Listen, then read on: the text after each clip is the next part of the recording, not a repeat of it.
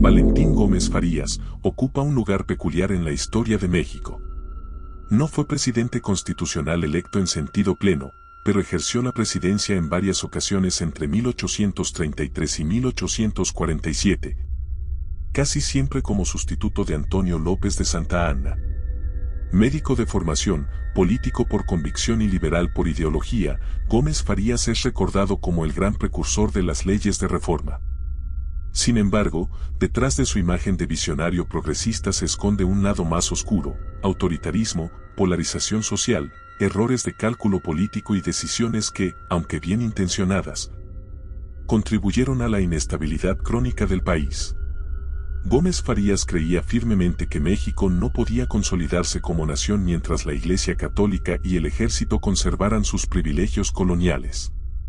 Para él, estas instituciones eran un freno al progreso económico, educativo y político. Su proyecto liberal buscaba desmontar el viejo orden heredado de la Nueva España y construir un Estado moderno, laico y racional. Desde su primera llegada al poder en 1833, impulsó reformas audaces: reducción del poder eclesiástico, secularización de la educación, eliminación del diezmo obligatorio, cierre de conventos y limitación del fuero militar. Estas medidas lo colocaron como un enemigo frontal de los grupos conservadores y lo convirtieron en una figura profundamente divisiva. Antes de empezar, no olvides suscribirte, comentar y darle like. Gómez Farías intentó transformar radicalmente al país sin contar con un respaldo social amplio. México era una nación recién independizada, con una población mayoritariamente analfabeta, profundamente religiosa y acostumbrada a estructuras tradicionales de autoridad. En ese contexto, imponer reformas anticlericales desde el poder central resultó explosivo. Lejos de buscar consensos graduales, Gómez Farías optó por la confrontación directa. Su gobierno fue percibido por amplios sectores como anticatólico, elitista y ajeno a las tradiciones populares.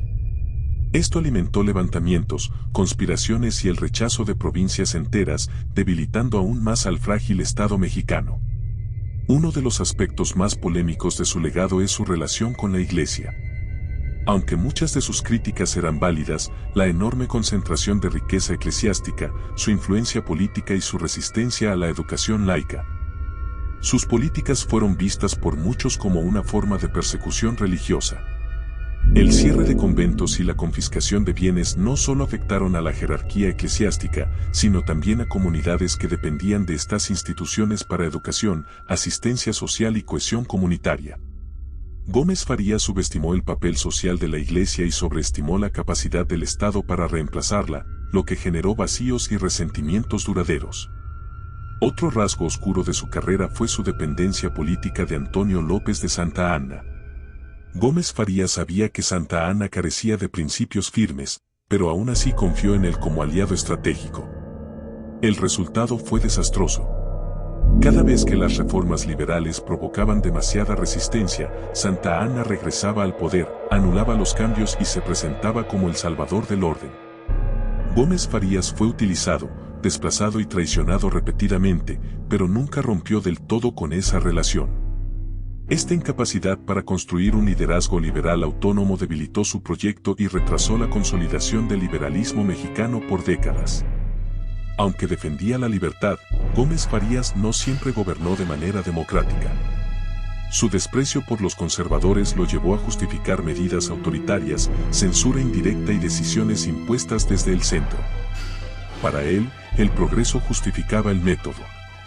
Este rasgo revela una contradicción profunda: un liberal dispuesto a limitar libertades para imponer el liberalismo.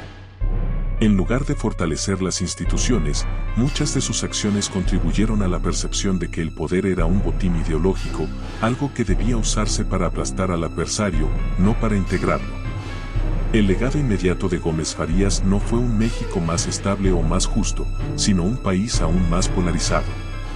Sus reformas, al ser revertidas constantemente, generaron un ciclo de avance y retroceso que debilitó la credibilidad del Estado. Conservadores y liberales aprendieron que el poder no se compartía, se tomaba y se imponía. Además, la constante lucha interna distrajo al país de amenazas externas. Durante estos años, México perdió Texas, enfrentó rebeliones regionales y se encaminó hacia la guerra con Estados Unidos. Aunque no fue el único responsable, la inestabilidad política que ayudó a generar fue un factor clave. Llamar lado oscuro a la figura de Gómez Farías no significa reducirlo a un villano. Más bien, implica reconocer que las buenas intenciones no garantizan buenos resultados. Fue un hombre adelantado a su tiempo, pero también impaciente, rígido y poco sensible al contexto social en el que actuaba. Paradójicamente, muchas de sus ideas serían retomadas años después por Benito Juárez y los liberales de la Reforma, esta vez con mayor madurez política y mejores condiciones históricas. Gómez Farías no vio triunfar su proyecto, pero pagó el precio de intentarlo primero. Valentín Gómez Farías encarna una de las grandes tensiones de la historia mexicana, la lucha entre tradición y modernidad. Su lado oscuro no reside en la maldad, sino en la radicalidad, la soberbia intelectual y la incapacidad de negociar con una sociedad que aún no estaba lista para el cambio que él proponía. Fue un reformador necesario, pero también un político que contribuyó al caos que intentaba erradicar. Entender sus errores no disminuye su importancia, al contrario, nos permite verlo como lo que realmente fue, un ser humano complejo, brillante y profundamente contradictorio, cuya sombra es tan instructiva como su legado. Yo me despido, no sin antes decir, que sabemos, y que, creemos saber.